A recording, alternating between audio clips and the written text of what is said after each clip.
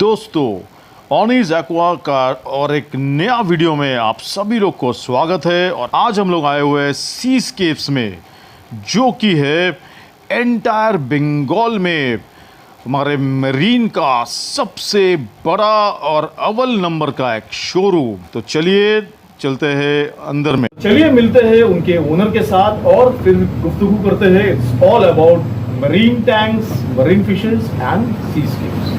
तो नमस्कार एंड नमस्ते Abhishek da, thank you very much for coming in Oni's Aqua. सबसे पहले जानना चाहिए what is Seascapes all about. Welcome friends, welcome to Seascapes Creative Aquarium Private Limited. मैं founder and CEO of this company. आप लोगों का बहुत बहुत स्वागत करता हूं ऑनीज एक्वा चैनल में। सबसे पहले अभी तक जिन्होंने सब्सक्राइब नहीं किया इस चैनल को अभी से अभी सब्सक्राइब कर दीजिए और लाइक बटन दबाना मत भूलिएगा, जरूर लाइक कीजिएगा। और हमारा ये चैनल, हमारा ये प्रोग्राम कैसा लग रहा है यहाँ पर आप कमेंट करके जरूर बताइए।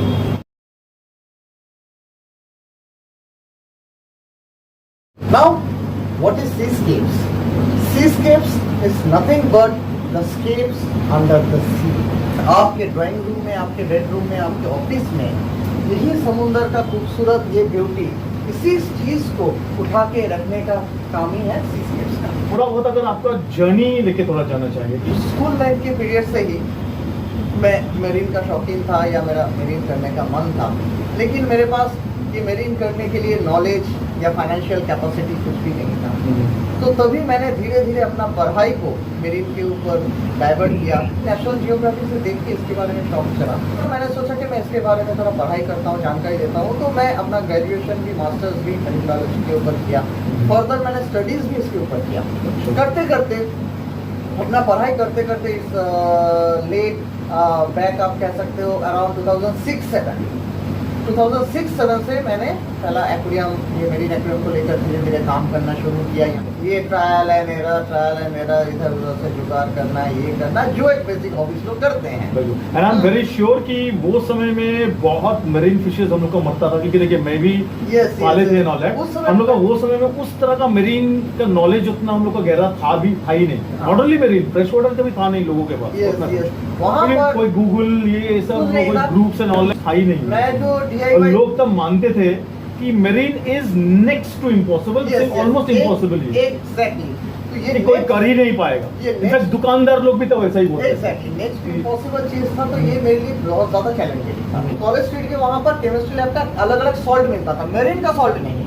Okay, sodium chloride, calcium chloride, magnesium chloride. मेरा केमिस्ट्री लैब में, मेरे केमिस्ट्री में कुछ कंपोजिशन था कि सॉल्ट वाटर, सी वाटर में क्या क्या कंपोजिशन होता है। अभी तो रेडीमेड सॉल्ट मिलता है, तो वो समय में नहीं मिलता था क्या? उस समय भी मिलता था। ओके, बट मेरा खरीदने का कैपेसिटी नहीं था। अच्छा, गॉट इट। तो ये क्या एक सब्स्टिट्यूट हो सकता है क्या? मैंने कोई मानिए जस्ट इन केस कोई हॉबीज, अगर उनको प्रॉपर जो packet salt branded salt water मिलता है, उनको अगर नहीं मिलता है, तो उनको कैपेसिटी नहीं है, तो क्या आप जिसे खरीदे थे अलग अलग कुछ ये सब? India's largest feeder insect supplier, प्रोमील।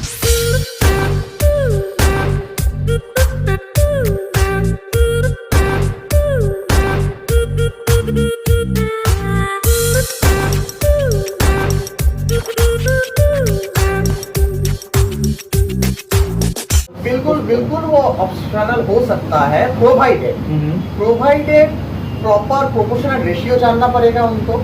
दूसरा, वो कंपोजिशन करने का तरीका जानना पड़ेगा, वरना गलती से भी किसी को जाना ही नहीं, वरना सारे फिश स्पॉट डेड हो जाए। और तो बना दिया, अब मछली जिंदा रहेगा कि नहीं, मैं सक्सेस हूं नहीं, ये पता कैसे चलेगा?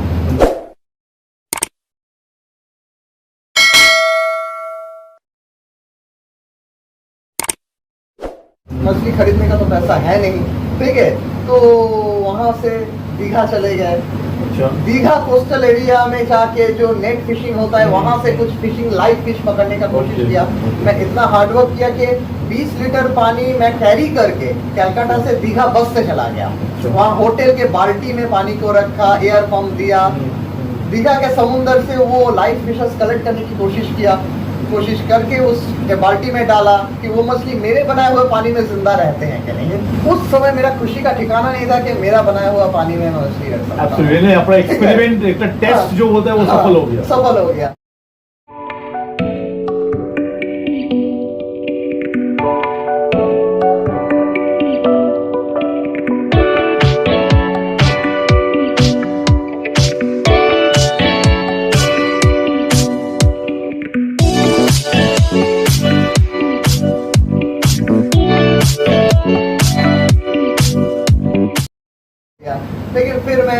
इस कलकत्ता आया, वो सब मछली को लेके आया, लेकिन वो कुछ ही दिन में मर गए।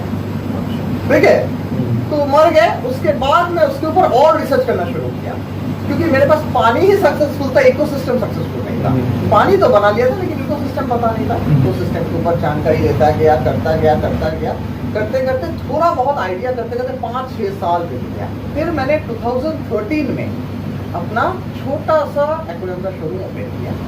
2013 का 15 अप्रैल मैंने अपना शोरूम ओपन किया, 100% फ्रेश वाटर। पर ऐसा क्यों आप लाइक स्टडी किए मेरीन में और चालू किए फ्रेश वाटर में? एग्जैक्टली। मैं सबसे पहला, इसका स्टोरी है कि मैं सबसे पहला एक एक्वेरियम का हॉबी। हाँ, marine is a very expensive भी, तो शायद वो आपका दिमाग में था।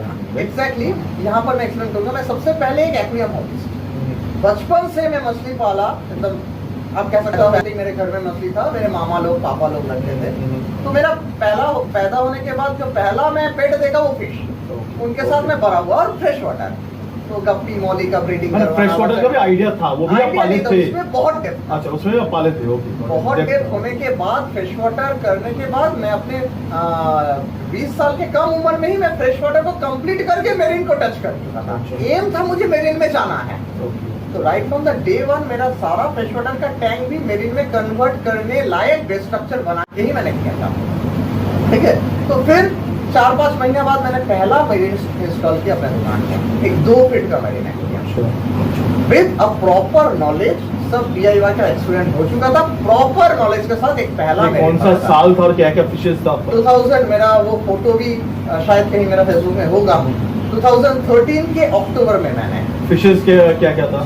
Neon velvet damsel. Neon velvet damsel. और वो मैं नियॉन वेलवेट डैमसेल खरीदा किससे था पता है? वो बहुत पॉपुलर हमारे ही मेरीन के ट्रेड का है, प्रीतिमान दत्ता।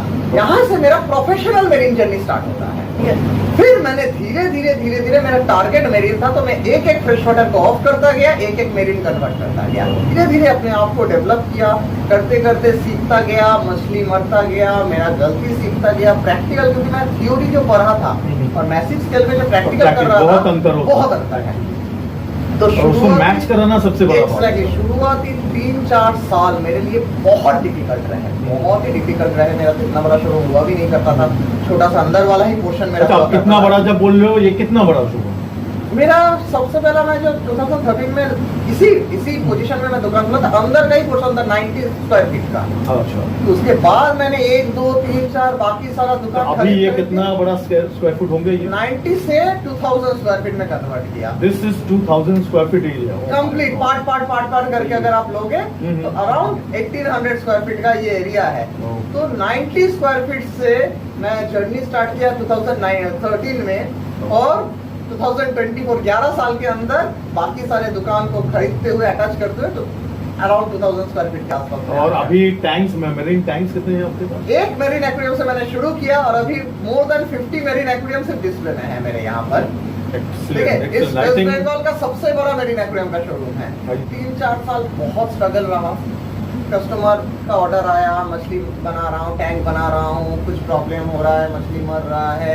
ठीक है, मैं यहाँ पर, मेरा सिस्टम ठीक नहीं है, मैं यहाँ पर कुछ मछली रख रहा हूँ, छोटा जगह पर ज़्यादा मछली रख रहा हूँ, प्रॉब्लम हो रहा है, बीमार हो रहे हैं, डिजीज आ रहे हैं, पैरामीटर गड़बड़ हो रहा है। तो इतना यही मैंने जाना इस जर्नी में कि मेरीन का half knowledge, lack of knowledge और लो नॉलेज के पीरियड में कितना नुकसान होता है, कितना डिप्रेशन जाता है। तो फ्रेश वाटर को मौका देगा तो इधर उधर होगा भी, तो आपको ये, पर मेरीन आपको कोई चांस नहीं दिया रातों रात। Everything has to be speak and perfect. तो मैं पहले से ही बहुत जिद्दी हूँ, और मेरा जिद ही मेरा सब कुछ है कि जो नहीं होगा मैं वही करूँगा।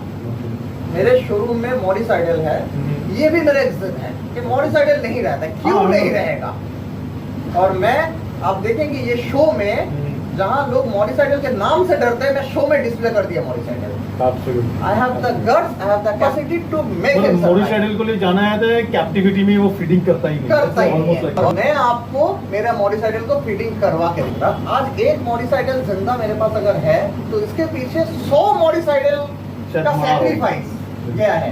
मैं ट्राई करते इस जगह पर गया हूँ, ये पेशेंस रखते हुए मैं आज ये गर्व के साथ कहूँ या किस हिसाब से साथ करूं, मैं सॉरी फील करके कहता हूं, फीलिंग वेरी सॉरी कि आज मैं मछली बचा पाता हूं, इसके पीछे मैं कई मछलियों का सैक्रिफाइस कर चुका हूं। इसलिए अनुबंधा आज मुझे ये पता है कि मेरिन में क्या नहीं करना चाहिए, क्या करना चाहिए, वो तो बहुत लोग जानते हैं क्या क्या नहीं करना चाहिए, ये भी वो बहुत इंपॉर्टेंट है।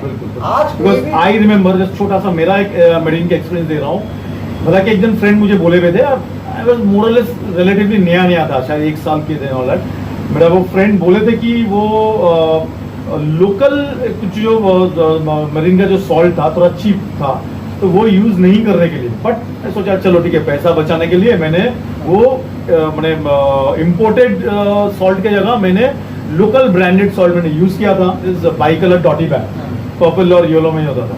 वो कुछ ही दिन बाद वो मर जाते थे, फिर 2 बार 3 बार देखे कुछ ही दिन मर जाते थे।